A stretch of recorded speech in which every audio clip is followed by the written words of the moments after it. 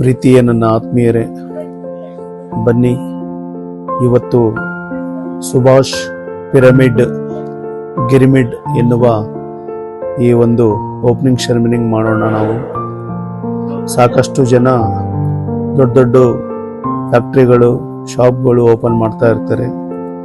ಮತ್ತೆ ನಾವು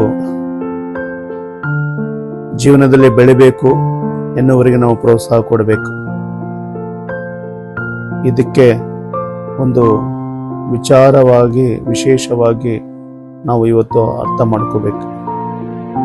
ಸೊ ನಿಮ್ಮೆಲ್ಲರ ಒಂದು ಸಹಕಾರ, ನಿಮ್ಮ ಆಶೀರ್ವಾದ ಇರಲಿ ಅಂತ ನಾನು ನಿಮ್ಮೆಲ್ಲರಿಗೆ ಕೋರ್ಕೊಳ್ತಾ ಇದ್ದೀನಿ. ನನ್ನ ಆತ್ಮಬಂಧುಗಳಿಗೆ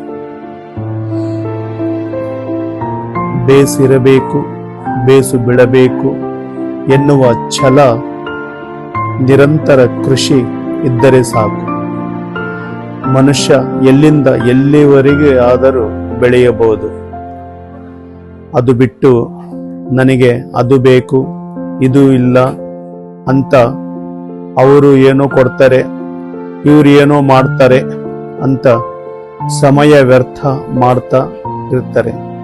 ಎಷ್ಟೋ ದೊಡ್ಡ ಕೋಟ್ಯಾಧೀಶ್ವರ ಸಹ ಮೊದಲು ಚಿಕ್ಕದಾಗಿಯೇ ಪ್ರಯಾಣ ಶುರು ಮಾಡ್ತಾನೆ.